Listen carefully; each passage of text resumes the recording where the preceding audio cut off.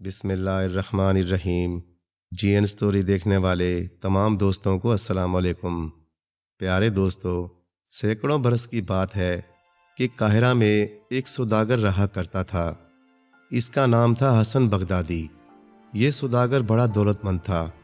اس کا ایک بڑا خوبصورت سا بیٹا تھا جس کا نام علی تھا۔ سوداگر نے اپنے بیٹے کو پہلے قرآن مجید پڑھوایا اور مذہبی تعلیم دلوائی، پھر دیگر علوم کی تعلیم دلوائی۔ جب بیٹا بڑا ہو گیا تو تجارت میں باپ کی مدد کرنے لگا۔ کچھ دنوں کے بعد حسن بیمار پڑ گیا۔ اس کا علاج ہوتا رہا مگر مرض بڑھتا گیا۔ چنانچہ حسن سمجھ گیا کہ بس اب اس کا آخری وقت آن پہنچا ہے۔ لہٰذا اس نے بیٹے کو بلوایا اور اس سے کہا، بیٹا، یہ دنیا واقعی فانی ہے، یہاں کی ہر چیز آنی جانی ہے، لیکن اس کے بعد کی دنیا قائم و دائم ہے۔ ہر شخص کو ایک نہ ایک دن مرنا ہے۔ بیٹا، اب میرا آخری وقت ہے، لہٰذا میں تم کو کچھ وصیت کرنا چاہتا ہوں۔ اگر تم نے میرے کہنے پر عمل کیا تو ہمیشہ خوش رہو گے، لیکن اگر تم نے میری بات نہ مانی تو پھر تم کو اپنی نافرمانی پر پچھتانا پڑے گا۔ یہ سن کر علی نے کہا، ابا جان، آپ کا حکم بجا لانا تو میرے لیے ہر اعتبار سے لازمی ہے، پھر بھلا میں اس کے خلاف کیسے کر سکتا ہوں؟ اس پر سوداگر نے کہا، تو پھر غور سے سنو، میں تمہارے لیے اتنی دولت چھوڑے جا رہا ہوں کہ اگر تم 400 درہم بھی روزانہ خرچ کرتے رہو گے تب بھی تم کو کوئی کمی محسوس نہ ہوگی، لیکن ہمیشہ خدا سے ڈرتے رہنا، غریبوں کی دل کھول کر مدد کرنا اور ایسے لوگوں کی صحبت اختیار کرنا جو نیک ہوں، ایسے لوگوں کی باتوں سے دور رہنا جو خراب ہیں، بری خواہشات کو اپنے دل میں کبھی جگہ نہ دینا، اپنے نوکروں اور اپنی بیوی اور بچوں کے ساتھ رحم دلی سے پیش آنا۔ اس کے بعد باپ نے بیٹے کو اور بھی بہت سی نصیحتیں کی۔ یہ گفتگو سن کر علی آپ دیدہ ہو گیا اور بولا، ابا جان، آپ تو ایسی باتیں کر رہے ہیں جیسے کہ لوگ ہمیشہ کے لیے رخصت ہوتے وقت کرتے ہیں۔ اتنا کہہ کر علی اپنے باپ سے چمٹ گیا اور پھر ذرا ہی دیر بعد حسن کی روح پرواز کر گئی۔ باپ کے مرنے سے علی پر غم کا پہاڑ ٹوٹ پڑا۔ سارے گھر میں کوہرام مچ گیا۔ باپ کے دوستوں نے اسے گھیر لیا۔ پھر سب لوگ جنازہ لے کر قبرستان پہنچ گئے۔ اس واقعے کے بعد 40 روز تک علی گھر میں ہی رہا، صرف نماز کے لیے مسجد چلا جاتا تھا۔ آخر ایک دن اس کے دوست احباب آ گئے۔ یہ سب بھی ان سوداگروں کے بیٹے تھے جو اس کے باپ کے دوست تھے۔ ان دوستوں نے علی سے کہا، تم آخر کب تک اس طرح سوگ مناتے رہو گے؟ تم نے تو کاروبار اور دوست احباب سب کی طرف سے لاپرواہی اختیار کر رکھی ہے۔ چلو اٹھو، اپنے گھوڑے پر سوار ہو جاؤ اور چلو ہم لوگوں کے ہمراہ، اپنا دل بہلاؤ۔ چنانچہ علی نے ان کی بات مان لی اور ان کے ساتھ چلا گیا۔ سارا دن خوب عیش و عشرت میں بسر کیا۔ جب رات ہو گئی تو یہ سب لوگ اپنے اپنے گھر واپس ہوئے۔ دوسرے دن بھی یہی ہوا۔ دوست احباب آ گئے اور علی کو پھر لے گئے۔ خوب کھانا پینا ہوتا رہا اور کچھ منچلے شراب بھی لے آئے اور علی کو پیش کرتے ہوئے بولے، اسے پیو، سارا غم دور ہو جائے گا۔ چنانچہ یہ لوگ اسی طرح دن بھر رنگ رلیاں مناتے رہے۔ رات گئے۔ جب علی گھر واپس آیا تو اس کی بیوی نے دیکھا کہ وہ نشے میں لڑکھڑا رہا ہے۔ بیوی نے کہا، میرے سرتاج، کیا آپ اپنے والد کی نصیحت بھول گئے؟ اس پر علی بولا، یہ میرے دوست اچھے لوگ ہیں، یہ انہی سوداگروں کے بیٹے ہیں جو میرے باپ کے دوست ہیں، اور وہ اسی طرح اپنے دوستوں کے ساتھ عیش و عشرت میں مبتلا رہا۔ 1 مہینے کے بعد علی کو پتہ چلا کہ اس نے کافی دولت خرچ کر ڈالی ہے، مگر وہ سوچنے لگا کہ میرے پاس تو اب بھی بہت سی دولت باقی ہے۔ وہ اسی طرح 3 سال تک عیش و عشرت میں مبتلا رہا اور گل چھڑے اڑاتا رہا۔ اس کی بیوی بیچاری اسے بہت سمجھاتی رہی، مگر اس نے اس کی ایک نہ سنی۔ آخرکار وہ اپنی ساری دولت لٹا بیٹھا، پھر گھر کے زیورات اور جواہرات فروخت کرنے لگا۔ آخر میں مکان بھی بیچ ڈالا۔ اب اس کے پاس صرف اس کی بیوی اور 2 بچے باقی رہ گئے تھے۔ باغات، مکانات اور ساری دولت وہ لٹا چکا تھا۔ اس کی بیوی نے اس سے کہا، جاؤ اب اپنے دوستوں سے ہی کچھ روپیہ لے آؤ تاکہ کم از کم آج کا دن تو گزر جائے۔ چنانچہ وہ یکے بعد دیگرے اپنے تمام دوستوں کے پاس پہنچا، مگر اس کے تمام دوستوں نے یہاں وہاں کی باتیں کر کے اس کی کوئی مدد نہ کی۔ اب جو علی نے دوستوں کا یہ رویہ دیکھا تو بیوی سے کہنے لگا، مجھے اب یہاں سے کسی دوسری جگہ چلے جانا چاہیے، شاید وہاں خدا کوئی صورت پیدا کر دے۔ چنانچہ وہ اپنی بیوی اور بچوں سے اجازت لے کر رخصت ہوا اور بندرگاہ پہنچ گیا۔ وہاں ایک جہاز روانہ ہونے والا تھا۔ اتفاق سے بندرگاہ پر اسے اپنے باپ کا ایک پرانا دوست دکھائی دے گیا۔ اس شخص نے علی سے پوچھا، کہاں جا رہے ہو بیٹا؟ علی نے کہا، میں ایک دوسرے شہر جا رہا ہوں جہاں میرے کچھ دوست ہیں۔ یہ سن کر اس کو علی کے باپ کے دوست نے کچھ روپے دیے اور ساتھ میں کھانا بھی دے دیا۔ علی جب جہاز پر دوسرے شہر پہنچا تو اس کی سمجھ میں نہ آیا کہ کدھر جائے۔ چنانچہ وہ ادھر ادھر مارا مارا پھر رہا تھا کہ اتنے میں اسے ایک سوداگر ملا۔ اس سوداگر کو علی پر ترس آ گیا، لہٰذا وہ اسے اپنے گھر لے گیا۔ چند روز تک علی اس سوداگر کے گھر میں رہا۔ آخرکار وہ سوچنے لگا کہ میں دوسروں کے گھر پر کب تک پڑا رہوں گا، لہٰذا وہ وہاں سے ایک اور جہاز پر سوار ہو گیا۔ وہ جہاز ملک شام جا رہا تھا۔ رحم دل سوداگر نے علی کو سفر کے لیے کچھ رقم دے دی اور علی شام پہنچ گیا۔ وہاں سے وہ دمشق چلا گیا۔ دمشق میں اس نے دیکھا کہ ایک قافلہ بغداد جانے والا ہے، لہٰذا وہ بھی اسی قافلے کے ساتھ ہو لیا۔ اللہ کا کرنا کچھ ایسا ہوا کہ بغداد جانے والے سوداگروں میں سے ایک شخص اس پر مہربان ہو گیا اور اس نے علی کو اپنے ہمراہ لے لیا۔ راستے میں علی اس سوداگر سے باتیں کرتا رہا۔ رفتہ رفتہ یہ لوگ بغداد کے بالکل قریب پہنچ گئے۔ اب صرف ایک روز کی مسافت باقی رہ گئی تھی کہ اتنے میں ڈاکوؤں نے قافلے پر حملہ کر دیا اور سارے قافلے کو لوٹ لیا۔ بہت کم لوگ اپنی جان بچا کر بھاگ سکے، زیادہ تر قافلے والے مار ڈالے گئے۔ بہرحال علی اپنی جان بچا کر بھاگ نکلا اور شام کے وقت شہر پناہ کے پھاٹک پر پہنچ گیا۔ وہاں اس نے پہرے داروں سے کہا، مجھے شہر میں داخل ہونے دو۔ انہوں نے پوچھا، تم کہاں سے آ رہے ہو؟ علی نے کہا، میں قاہرہ سے آ رہا ہوں۔ میرے ساتھ بہت سا ساز و سامان تھا مگر ڈاکوؤں نے سب لوٹ لیا۔ بڑی مشکل سے جان بچا کر بھاگا ہوں۔ پہرے داروں کو اس کی اس حالت پر ترس آ گیا۔ انہوں نے رات بھر کے لیے اسے اپنے ساتھ ٹھہرا لیا۔ علی نے 1 درہم نکال کر ان لوگوں کو دیا اور کہا کہ اس سے سب لوگوں کے لیے کھانے پینے کا سامان لے آؤ۔ صبح کو پہرے داروں میں سے ایک آدمی علی کو لے کر ایک بڑے دولت مند سوداگر کے پاس پہنچا۔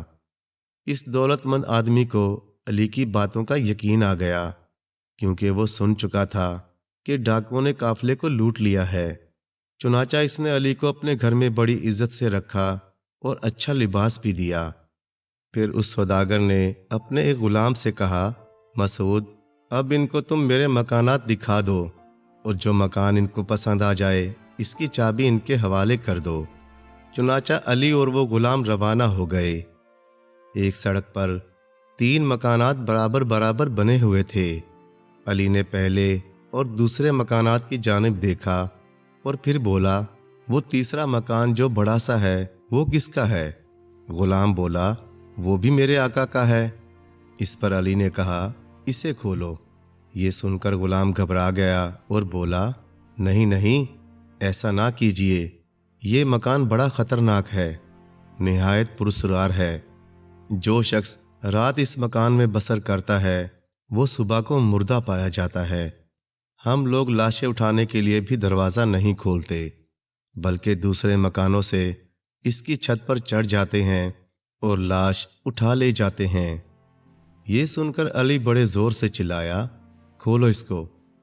اس نے اپنے دل میں کہا کہ میں تو یہی مکان لوں گا اور رات اسی میں بسر کروں گا تاکہ صبح کو مردہ پایا جاؤں اور تمام فکروں سے نجات حاصل ہو جائے۔ چنانچہ غلام نے دروازہ کھول دیا۔ مکان اندر سے نہایت شاندار تھا۔ علی نے غلام سے کہا کہ لاؤ اس کی چابی مجھے دے دو، مگر غلام بولا جی نہیں، پہلے میں اپنے آقا سے پوچھ لوں۔ مکان کے مالک نے جب یہ ماجرا سنا تو اس نے بھی علی کو سمجھانے کی بہت کوشش کی، مگر علی اپنی بات پر اڑا رہا۔ آخر مجبور ہو کر مالک مکان نے چابی علی کو دے دی، مگر احتیاطاً علی سے ایک تحریر لکھوا لی کہ اس مکان میں رہنے کی ذمہ داری علی کی خود کی ہوگی۔ اس کے بعد مالک مکان نے ایک بستر اور لیمپ غلام کے ہاتھ علی کو بھجوا دیا۔ علی مکان میں اکیلا بیٹھ گیا۔ کچھ دیر بعد غلام کھانا لے کر آ گیا اور علی جب کھانا کھا چکا تو برتن لے کر چلا گیا۔ علی نے لیمپ روشن کیا اور بستر لے کر کوٹھے پر چلا گیا اور وہاں ایک اچھے سے کمرے میں بستر بچھا کر لیٹ گیا۔ اچانک اسے ایک آواز سنائی دی، اے علی ابن حسن، بتاؤ اب سونا روانہ کروں؟ علی نے پوچھا، کہاں ہے وہ سونا جو تم روانہ کرنا چاہتے ہو؟ ابھی علی کے منہ سے یہ الفاظ پوری طرح نکلے بھی نہ تھے کہ چھت سے اشرفیوں کی بارش شروع ہو گئی، اور اتنی بارش ہوئی کہ آدھا کمرہ اشرفیوں سے بھر گیا۔ پھر جب بارش ختم ہوئی تو آواز آئی، مجھے تو آزاد کر دیجئے تاکہ میں اپنی راہ لوں۔ میرے ذمے جو خدمت تھی وہ میں اب ادا کر چکا ہوں، اور جو سونا آپ کے لیے میرے پاس رکھوایا گیا تھا اسے آپ کے سپرد کر چکا ہوں۔ یہ سن کر علی نے کہا، میں خدا کے نام پر تم سے یہ پوچھتا ہوں کہ سونے کی اس بارش کا سبب کیا ہے؟ جواب میں آواز آئی، یہ خزانہ زمانہ قدیم سے چلا آ رہا ہے۔ جو شخص بھی یہاں سونے آتا تھا ہم اس سے پوچھا کرتے تھے کہ کیا سونا روانہ کر دیں؟ یہ سن کر وہ آدمی ڈر جاتا تھا، لہٰذا ہم لوگ اس کی گردن دبا دیتے تھے اور وہ مر جاتا تھا۔ پھر ہم لوگ چلے جاتے تھے، مگر آپ نے ہمارے سوال کا فوراً جواب دیا اور پوچھا کہ سونا کہاں ہے، لہٰذا ہم سمجھ گئے کہ آپ ہی اس کے صحیح حقدار ہیں اور ہم نے سونا بھیج دیا ہے۔ اس کے علاوہ یمن میں ایک اور خزانہ بھی آپ کے لیے رکھا ہے، آپ جا کر اسے بھی حاصل کر لیجئے اور اب مجھے آزاد کر دیجئے تاکہ میں اپنی راہ لوں۔ علی نے جواب دیا، میں تم کو اس وقت تک آزاد نہیں کروں گا جب تک کہ تم یمن سے وہ خزانہ میرے پاس نہیں لے آؤ گے۔ آواز نے جواب دیا، اور اگر میں لے آیا تو کیا آپ مجھے اور اس خزانے کے غلام کو آزاد کر دیں گے؟ علی نے کہا، ہاں آزاد کر دوں گا۔ پھر آواز آئی کہ قسم کھائیے۔ چنانچہ علی نے قسم کھا لی۔ آواز دینے والا اب جانے ہی والا تھا کہ علی نے کہا، مجھے تم سے ایک اور کام ہے۔ قاہرہ میں میری بیوی اور 2 بچے ہیں، انہیں آرام سے میرے پاس لے آؤ۔ آواز نے کہا، ہم انہیں بھی لے آئیں گے اور ان کے ساتھ بہت سے نوکر بھی لیتے آئیں گے اور یمن کا خزانہ بھی لیتے آئیں گے۔ اتنا کہہ کر آواز دینے والا علی سے 3 دن کے لیے رخصت ہو گیا، کیونکہ یہ تمام کام اتنے ہی عرصے میں انجام پانے والے تھے۔ صبح کی روشنی جو ہی نمودار ہوئی، علی اٹھ کر اشرفیوں کو رکھنے کی جگہ تلاش کرنے لگا۔ اتنے میں اسے دیوار پر ایک پتھر کی سل دکھائی دی۔ اس سل پر ایک دستہ بھی تھا۔ علی نے اس دستے کو گھمایا اور وہ سل اپنی جگہ سے آہستہ آہستہ کھسکنے لگی اور ایک دروازہ دکھائی دینے لگا۔ دروازے کے بعد ایک بڑا سا کمرہ تھا جس میں بہت سارے کپڑے کے مضبوط تھیلے رکھے ہوئے تھے۔ چنانچہ اس نے وہ تھیلے اٹھا لیے اور ان میں اشرفیاں بھرنے لگا۔ جب تمام اشرفیاں تھیلوں میں بھر گئیں تو اس نے تھیلوں کو اٹھا کر اسی کمرے میں رکھ دیا اور دستے کو گھما دیا۔ سل پھر اپنی جگہ پر واپس آ گئی۔ اس کے بعد وہ نیچے اترا اور دروازے کے پیچھے کرسی پر بیٹھ گیا۔ اتنے میں اسے کچھ آہٹ سنائی دی۔ اس نے دروازہ کھول دیا مالک مکان کا غلام سامنے کھڑا ہوا تھا۔ غلام نے جو علی کو صحیح سلامت پایا تو وہ دوڑتا ہوا اپنے آقا کے پاس پہنچا اور بولا، اے میرے آقا، وہ تو زندہ ہیں اور آرام سے کرسی پر بیٹھے ہیں۔ چنانچہ سوداگر اٹھا اور کھانا لے کر اس کے مکان میں پہنچ گیا۔ علی کو دیکھ کر وہ بڑا خوش ہوا اور بولا، کہو سب خیریت ہے نا؟ علی نے کہا، ہاں بالکل خیریت ہے۔ میں قرآن مجید کی چند آیتیں پڑھ کر آرام سے لیٹ گیا اور صبح تک سوتا رہا۔ سوداگر بولا، اللہ بڑا کریم ہے۔ اس کے بعد سوداگر چلا گیا اور اس نے نوکروں کو مکان کی صفائی اور آرائش کے لیے بھیج دیا۔ جب دن نکلا تو دوسرے لوگوں نے جب یہ باتیں سنی تو وہ بھی تحفے تحائف لے کر علی سے ملنے آن پہنچے۔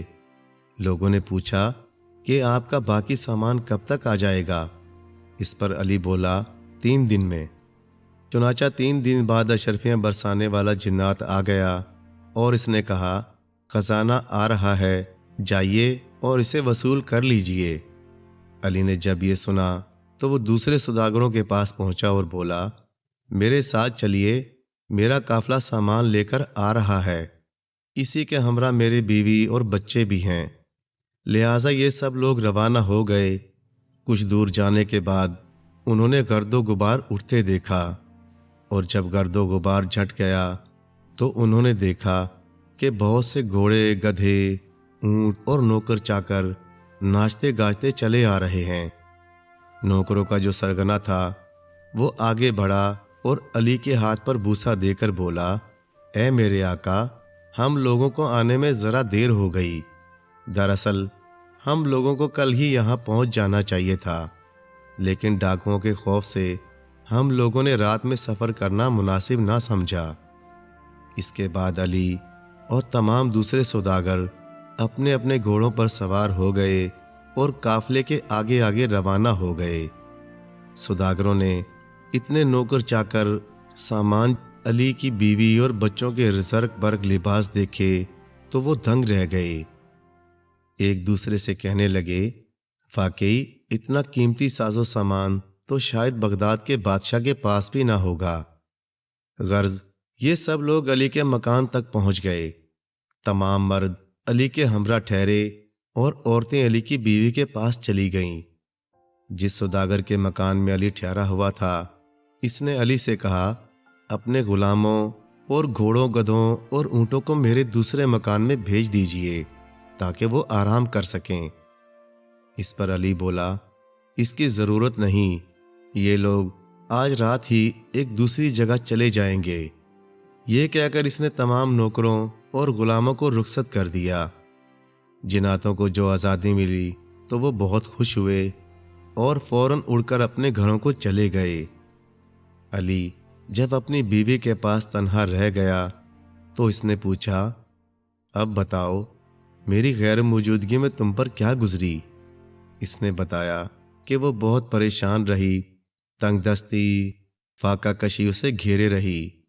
یہ سن کر علی نے کہا، اللہ کا شکر ادا کرو کہ اب تم بحفاظت میرے پاس آ گئی ہو۔ ہاں یہ تو بتاؤ کہ تم یہاں تک کیسے آئے؟ بیوی بولی، میں کل رات اپنے بچوں کے ساتھ سو رہی تھی کہ اتنے میں اچانک کسی نے مجھے جگا دیا اور ہم سب کو لے کر ہوا میں اڑتا ہوا ایک قافلے کے پاس پہنچا دیا۔ وہاں ہم نے بہت سے گھوڑے، گدھے اور اونٹ گاڑیاں دیکھیں۔ اس کے علاوہ بہت سے نوکر چاکر بھی موجود تھے۔ چنانچہ میں نے ان لوگوں سے پوچھا کہ تم کون ہو؟ وہ بولے کہ ہم لوگ قاہرہ والے علی ابن حسن کے ملازم ہیں، انہوں نے ہمیں آپ کو بغداد پہنچانے کے لیے بھیجا ہے۔ اس پر میں نے پوچھا کہ کیا یہ جگہ قریب ہے؟ انہوں نے جواب دیا کہ بس رات بھر کا سفر باقی ہے، اس طرح ہم آپ کے پاس آرام سے پہنچ گئے۔ علی نے پوچھا، اور یہ لباس تم کو کس نے دیے؟ بیوی نے جواب دیا، سالار قافلہ نے۔ اس نے ایک باکس کھول کر یہ کپڑے نکال لیے، پھر اس نے صندوق کو بند کر دیا اور کنجی میرے سپرد کر دی اور بولا کہ اس چابی کو اپنے شوہر کو دے دیجئے گا۔ اتنا کہہ کر علی کی بیوی نے چابی علی کو دی اور ایک صندوق دکھایا۔ علی نے اس صندوق کو کھولا تو اس میں انواع و اقسام کے بہترین کپڑے رکھے ہوئے تھے اور دوسرے صندوقوں کی چابیاں بھی رکھی تھیں۔ بس پھر کیا تھا، دونوں میاں بیوی نے تمام صندوق کھولنے شروع کر دیے۔ ان صندوقوں میں نہایت قیمتی ہیرے جواہرات بھرے پڑے تھے۔ اس کے بعد علی اپنی بیوی کو لے کر اس کمرے میں آیا جہاں پتھر کی سل لگی ہوئی تھی۔ علی نے سل کے دستے کو گھمایا، سل کھسک گئی اور دوسرے کمرے کا دروازہ نمودار ہو گیا۔ اس کمرے کے اندر وہ تمام اشرفیاں تھیلیوں میں بھری رکھی تھیں۔ بیوی نے پوچھا، یہ سونا کہاں سے آ گیا؟ علی بولا، یہ اللہ کا کرم ہے۔ اس کے بعد اس نے سارا قصہ اپنی بیوی کو سنا دیا۔ اس کی بیوی نے کہا، خدا کا لاکھ لاکھ شکر ہے، مگر اے میرے سرتاج، اب آئندہ خراب لوگوں کی صحبت اختیار نہ کیجیے گا۔ خدا سے ہمیشہ ڈرتے رہیے اور نیک کام کرتے رہیے گا۔ علی نے کہا، بیگم تم بالکل صحیح کہتی ہو، میں تمہارے مشورے کے مطابق ہی عمل کروں گا۔ اللہ تعالیٰ مجھے نیک راستے پر چلنے کی توفیق اور طاقت عطا فرمائے۔ اس طرح علی بغداد کا سب سے بڑا اور مشہور سوداگر بن گیا اور یہ لوگ ہنسی خوشی زندگی بسر کرنے لگے۔ پیارے دوستو، کہانی اچھے لگے تو لائک کریں، چینل کو سبسکرائب کر دیں اور مزید اسی طرح کی قصے کہانیاں دیکھنے کے لیے دیکھتے رہیں جی این اسٹوری ٹی وی۔ شکریہ۔